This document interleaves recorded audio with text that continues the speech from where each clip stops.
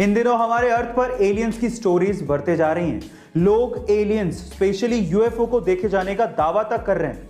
और तो और नासा जैसी स्पेस एजेंसीज हमारे प्लेनेट को एलियन से बचाने के लिए ऑफिसर्स की भर्ती कर रही हैं। जी हाँ गाइस, आप ठीक सुन रहे हैं। नासा की इस ऑफिशियल पोजीशन का नाम है प्लैनेटरी प्रोटेक्शन ऑफिसर्स, जिसके लिए नासा सालाना $1,87,000 यानी कि लगभग 1.5 करोड़ रुपए तक पे करेगी। गाइस, क्या आपका रिज्यूम तैयार है? लेकिन थांबा, इसके लिए आपको एडवांस प्लैनेटरी प्रोटेक्शन की नॉलेज होनी चाहिए। आप जानना चाहेंगे? कमेंट सेक्शन में जरूर लिखिएगा और ऐसे अमेजिंग वीडियोस के लिए शेयर, सब्सक्राइब एंड लाइक। मिलता है अगली वीडियो में। बहुत से लोग, इनफैक्ट एलोन मस्क भी इंसानी बस्ती को मार्स पे बसाना चाहते हैं, पर सवाल यह है कि हमने मार्स को ही क्यों चुना? चलिए मैं आपको इसके रीजन बताता हूं। सबसे पहला रीजन यह है कि मार्स ना ही ज्यादा गर्म है और ना ही ज्यादा ठंडा है। दूसरा, मार्स की मिट्टी में नमी पाई गई है। तीसरा, वहां पर पर्याप्त मात्रा में सनलाइट आती है जिससे हम लोग सोलर पावर पैदा कर सकते हैं। चौथा, मार्स के चारों तरफ एटमॉस्फेयर है जो कि हमें सन से आने वाली हार्मफुल कॉस्मिक रेज से बचा सकता है। पांचवा, मार्स में डे नाइट साइकिल अर्थ के जैसी है, यानी कि लगभग 24 घंटे में ही डे नाइट साइकिल पूरी हो जाती है। और छठा, जो कि सबसे इंपॉर्टेंट पॉइंट है, हमारे सोलर सिस्टम में अर्थ के अलावा मार्स ही अकेला ऐसा प्लैनेट है जो कि हैबिटेबल जोन में आता है। गाइस, क्या इसके पहले तक इंफॉर्मेशन आपको पता थी? और अगर नहीं पता थी तो कमेंट सेक्शन में जरूर लिखिएगा और ऐसे अमेजिंग वीडियोस के लिए शेयर, सब्सक्राइब एंड लाइक। मिलता है अगली वीडियो में।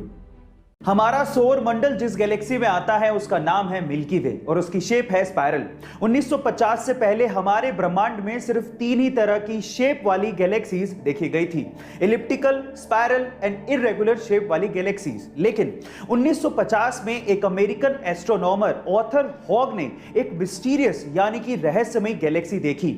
उस रहस्यमय गैलेक्सी की शेप एक्चुअली छल्ले नुमा यानी कि रिंग नुमा थी, इसलिए उसे रिंग गैलेक्सी कहा जाता था। बाद में इसका नाम हॉग्स ऑब्जेक्ट रख दिया गया।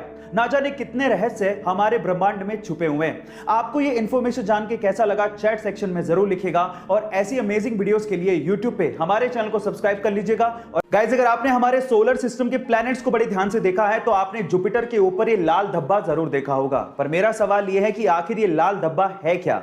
नहीं, ये कोई लाल चट्टान नहीं है, बल्कि ये 350 सालों तक, जी आप ठीक सुन रहे हैं, 350 सालों तक एक्टिव रहने वाला एक तूफान है। और इस तूफान का साइज इतना बड़ा है कि इसमें हमारी धरती तक पूरी की पूरी समा सकती है।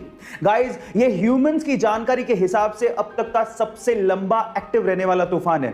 अर्थ पर 1994 में हैरिकेन जोन्स नामक एक तूफान आया था जो कि मात्र 31 दिनों तक ही एक्टिव था, जबकि ये तूफान 350 सालों से जुपिटर के ऊपर एक्टिव है। गाइस, आपको ये फैक्ट जान के कैसा लगा चैट सेक्शन में जरूर लिखिएगा और ऐसे अमेजिंग वीडियोस के लिए यूट्यूब पे हमारे चैनल को सब्सक्राइब कर लीजिएगा। अक्सर हम लोग स्कूल में साइंस में पढ़ते हैं कि अर्थ को सन के चारों तरफ चक्कर लगाने में 365 दिन का समय लगता है, लेकिन यह फैक्ट गलत है। एक्चुअली अर्थ को सन के चारों तरफ चक्कर लगाने में 365 दिन नहीं बल्कि 365 दिन, 5 घंटे, 59 मिनट और 16 सेकंड लगते हैं। इसी वजह से हर चौथा साल 366 दिन का होता है, जिसे हम लोग लीप ईयर भी कहते हैं, जिसमें फरवरी 28 दिन की नहीं बल्कि 29 दिन की होती है। लास्ट लीप ईयर 2020 था और अगला लीप ईयर 2024 होने वाला है। 2021 लीप ईयर नहीं है।